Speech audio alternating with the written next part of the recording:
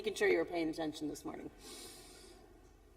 So, throughout Eastertide, we have been hearing from various people, mostly within this parish, different ways in which Jesus has shown up in their lives, ways that Jesus has made himself real, experiential, tangible. Proof that Jesus is not something of just the past or something we long for after we die, but that Jesus and the new life, the resurrected life, is something that Jesus offers now. So I'd like to begin today with one last testimony. Good morning, Iona Hope. It's a joy to be able to share this time with you as we reflect on the ways in which Jesus shows up in our lives to bring healing and renewal and peace. The Bible is so clear that the promise of resurrection life is both our future hope and a present reality in our daily lives. Several weeks ago, at the start of this sermon series, Mother Jenny shared a story about a time in her life when she was carrying heavy burdens, and Jesus showed up to bring healing and peace.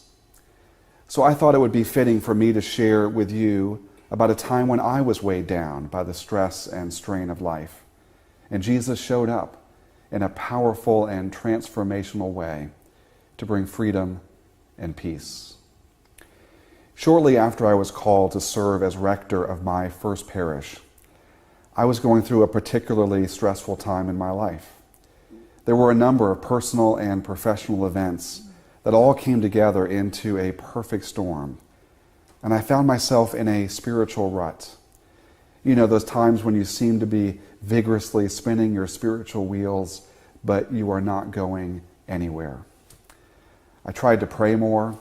I read my Bible. I listened to praise and worship music, but nothing was changing emotionally and spiritually within me. And so one day I called a spiritual friend who had been a mentor of mine for several years. We met in my office and we talked for more than an hour. My friend shared great wisdom and insight and compassion, but just talking about my problems was not the solution. I needed to experience the presence of Jesus in a fresh and compelling way. So finally we decided to pray. And at first all I saw was darkness. But after a few moments I actually saw myself. And I was walking down a path and all around me was a landscape that was as desolate and dry and barren as you can imagine.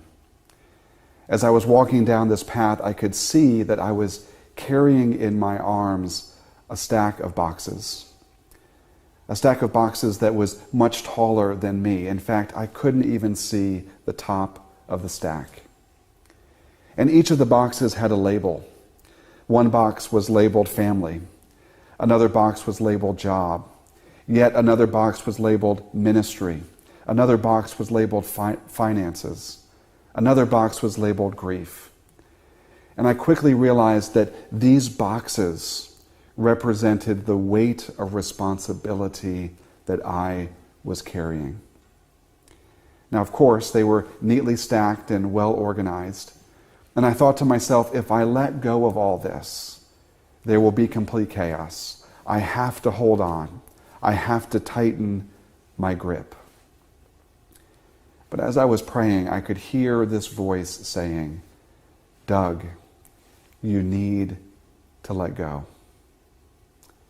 And so I did. And immediately what I saw was these boxes scattered across this barren landscape in complete disarray. And I thought to myself, see, I was right. Chaos. But then I saw a figure in the distance, and I instantly knew that it was Jesus. He was coming down the path, and he was picking up the boxes. Some of the boxes he walked right past. These were things that I had to leave behind because I was never meant to carry them in the first place. Many of the boxes he did pick up. Family, job, ministry, finances, one box after another. And as he came closer to me, I fully expected him to hand the boxes back to me, neatly stacked and well organized. But he didn't. Instead, he walked past me. He turned around and looked at me and simply said, "Follow me." My friends, we all have roles and responsibilities, obligations and duties. But the reality of faith tells us that the whole of our life is in God's hands. The one who created us, the one who knows us better than we know ourselves. The risen Christ is with you, and he has promised to remain with you even to the end of the age.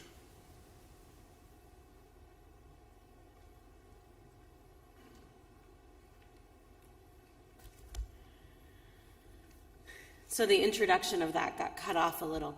That is Bishop Doug Scharf. He is the Bishop of Southwest Florida, our bishop here. And I just have to say, as a side note, we have a great bishop. I have worked with bishops before that I wouldn't have dreamed of just sending out a quick email and saying, "Hey, do you mind making a video for us? We're doing this thing. Would you mind helping out?" I knew even before I asked that he would say yes and that he would offer a blessing for us. So I just want to acknowledge that we are blessed with an amazing bishop here in this diocese. So this last Thursday, anybody know what this last Thursday was? Anyone? Sandy? Ascension Day, yes. So this last Thursday was the Feast of the Ascension. It's basically the celebration day of when we celebrate that Jesus was ascended into heaven after 40 days post-resurrection among his disciples. Now, intellectually, I understand the importance of ascension, but if I were to be quite honest with you, I wish that Jesus was still with us in a very real physical form, incarnate body, as he was 2,000 years ago. I imagine he'd have a few choice words for us, but I also imagine it would just be nice to hang out, to call him up and say, "Hey, Jesus, you got some time this afternoon? I'd love to go get a cup of coffee." And then to meet up over at Chocolate and to sit down over a nice hot cup of chai and say, "Okay, give it to me real, Jesus. What am I doing well? Where am I missing it? Help me out." And to have a good conversation between friends.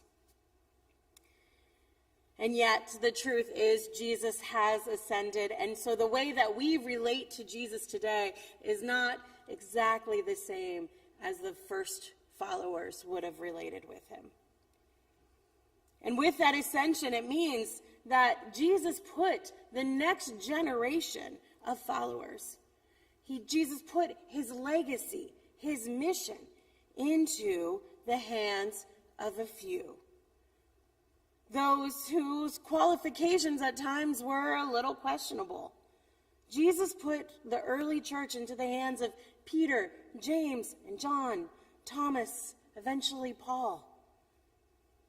But then Jesus also put the church into the hands of Wanda and Deb and Sandy and Patrick, and now I'm going to blink on names because I'm trying too hard.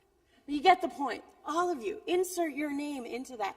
Jesus has put the church into our hands. And now, as Bishop Doug argues, or would argue if we were talking back and forth, that while it's in our hands, it's still Jesus' responsibility. He carries the burden. But the reality is it's up to us. We carry on the future of the church. Jesus, in his incarnate form, was present on earth only for a short time after the resurrection. Now, one of the main ways that Jesus is still present and real and tangible is through the church, is through us as a community. We have become his hands and feet to this broken world that we are a part of. We are what make Jesus known. throughout this Lenten, or excuse me, I even have it there. I said that twice and didn't even catch up on it. Through this Easter season, we've been hearing stories, reflections of where Jesus has shown up in some of our lives. Stories of healings, moments of grace and patience, stories of answered prayers and checkout lines, prayers answered through affirmation as pieces come together. Jesus showing up in strangers, helping strangers, and in the prayerfulness of praying with a companion. Now, some of these stories involved directly the church as a whole, but then also we have been involved in them with them as we heard these stories through this season and have been blessed and encouraged by them. Through hearing these stories, we again hear that Jesus is real and tangible and present today, even if we can't go for a cup of coffee with him quite the way we would like. I believe that is in part what Jesus is praying for in today's gospel. The church, Jesus is praying that the church will be a witness of God's transformative love to this broken world. And to do this, Jesus prays that we would be of one love, one heart. Jesus prays that the church will be united. Jesus prays that we would be one as he and God are one. Now, the brokenness of the world 2,000 years ago and the brokenness of the world today, it seems to seek division.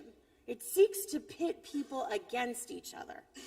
And then there's fear and anxiety that easily leads people to self-preservation and isolation.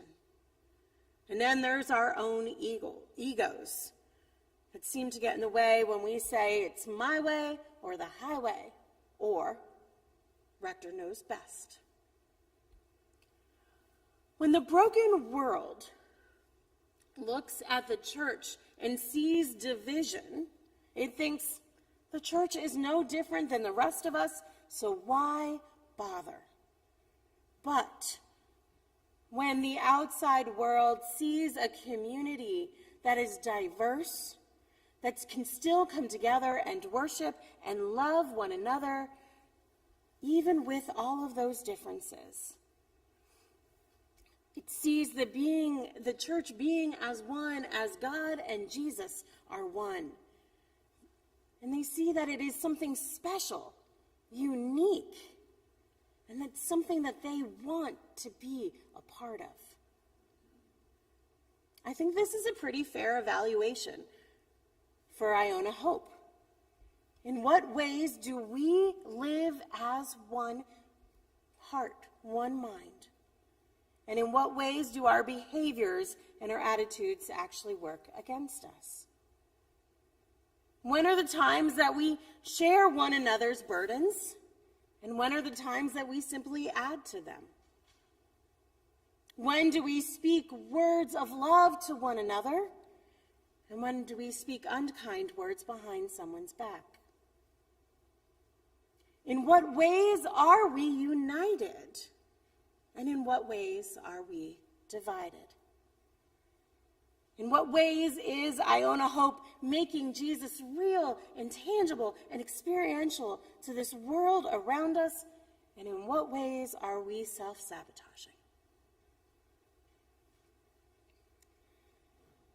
In all of the churches that I have ever been a part of, whether a layperson or clergy, I think there's one common denominator, and that's that all churches are a work in progress. They all have their strengths, and they all have their growth areas. And some of them have a few more growth areas than others. I think we have a lot of strengths here at Iona Hope. But the truth is, we are made up of humans, and sometimes humans have a tendency to be human. And some days I half-jokingly wonder why Jesus left this extremely important work up for us. if I stop there and don't answer that question, don't meditate on that question, I can get depressed. But it's when I spend time thinking about why Jesus would have left it up for us, I can see its value and worth even past all of the struggles and all of the pains and all of the growth areas. Iona Hope will always be a work in progress. But it is my hope and my prayer that we are always striving towards what God is calling us to do and to be. That we are always striving to be of one love, of one heart, so that the world may know and experience and be transformed by God's healing love. There's a song that often fills the airways of classic rock or yacht rock radio, if that's your Sirius station like my husband. In fact, it's a song that came on in the office this last week. Thank you, Margaret, for being my DJ. And as I was hearing the lyrics to this word that I had heard the lyrics of this song that I had heard so many times, it hit me in a new and profound way. Isn't it funny how music can do that sometimes? You could hear it 100 times, and yet still, that one time, it just hits differently. And while this song normally makes me think of relaxing vibes and want to request a pina colada and sit on a beach, when I heard it this week, it inspired me in a different way.